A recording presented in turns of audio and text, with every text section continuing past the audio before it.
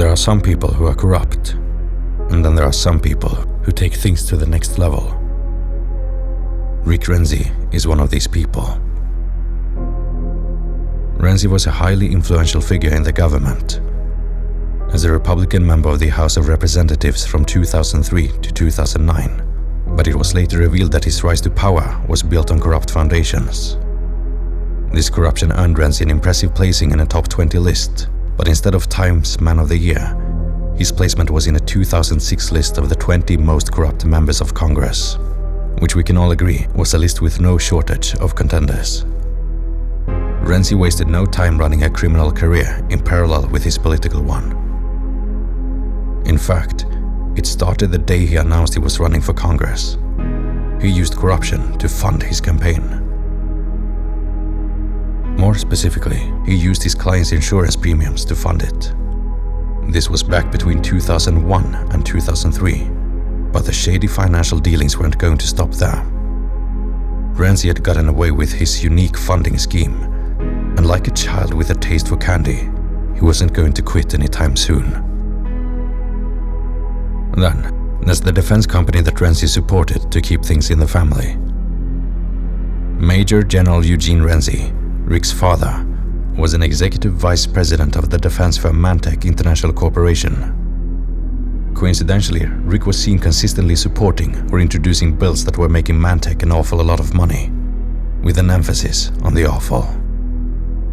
In fact, the defense company had $467 million in contracts, and the US Army's Fort Huachica in Renzi's state of Arizona with options for an additional $1.1 billion between 2004 through 2008 when he was in office.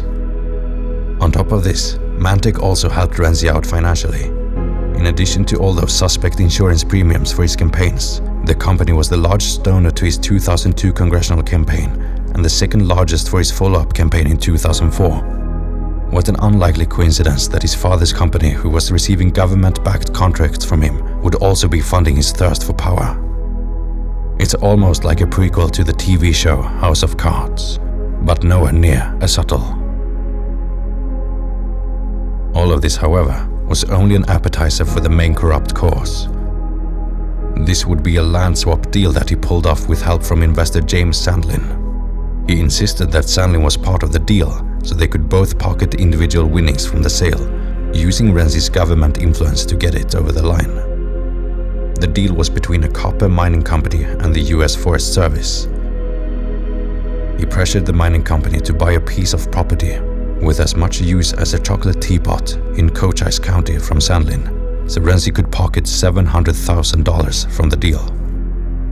Renzi also introduced a bill that would help the sale go through, and no sooner had he done this, Sandlin sold his land for $4.5 million and made a killer profit from that deal.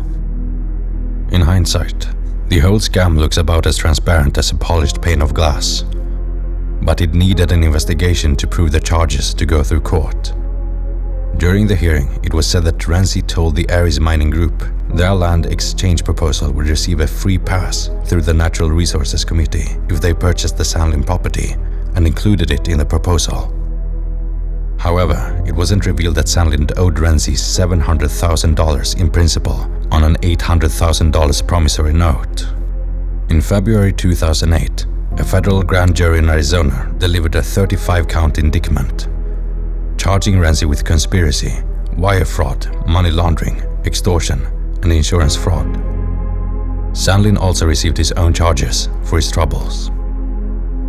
Renzi then began a series of appeals to try and get himself out of hot water. The first of these was in 2011 to the United States Courts of Appeals for the Ninth Circuit. A 3-judge panel said the case could proceed, so Renzi went to the Supreme Court and they also refused to hear the appeal. So despite Renzi's efforts, he was put on trial.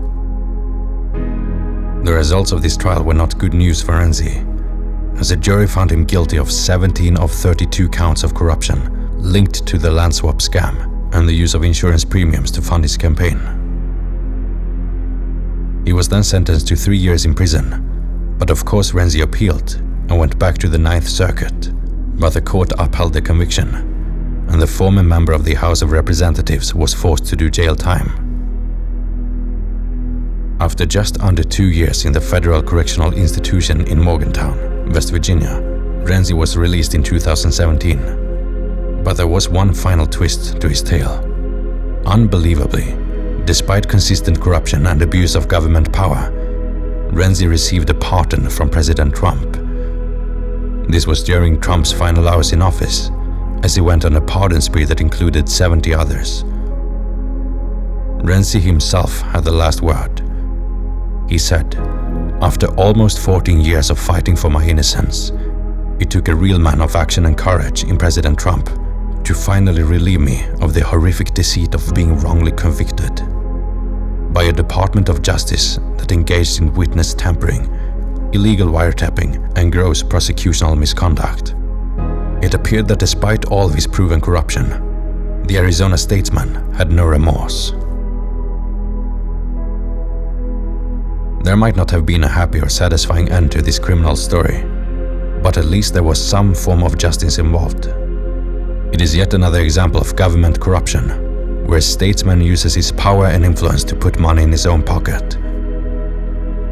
Renzi did this to a professional level, even if his execution was far from professional. It sent him to jail, disgraced his name, and despite a rushed pardon in the dying embers of a presidency, Renzi will always be known as a dishonest crook. If you'd like to see more videos like this one, that take an in-depth look into corruption of the elite, then please subscribe to be notified of any new uploads. Thanks for watching, and until next time, this is Eat the Rich.